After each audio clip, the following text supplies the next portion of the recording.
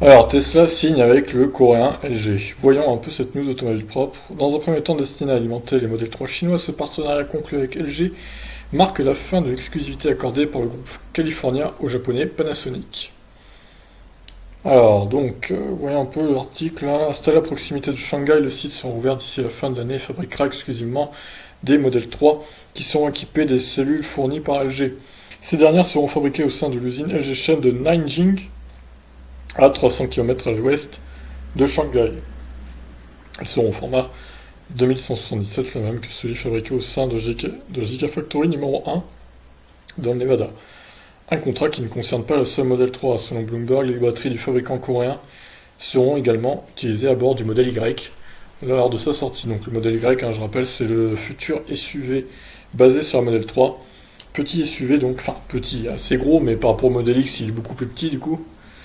Des annonces qui font bondir l'action de LG en bourre donc.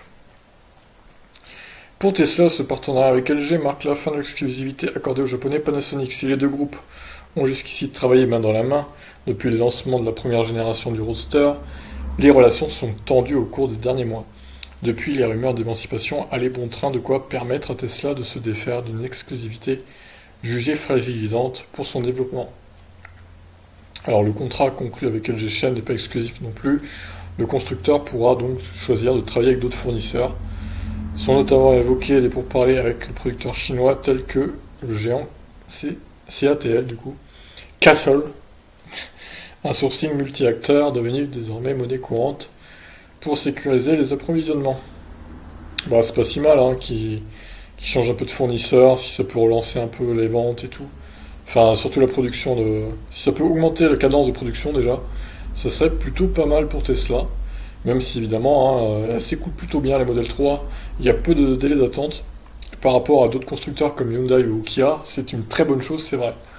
Parce que 8 ou 9 mois d'attente pour les coréennes, c'est vrai que c'est juste énorme quoi. C'est un peu trop, c'est un peu trop. Donc voilà pour cette petite news concernant Tesla donc, qui signe avec LG. LG, qui fournit déjà les batteries des Hyundai Kona et Kia Niro notamment, et bien d'autres sûrement. Sur ce, n'hésitez pas à réagir. Bye bye.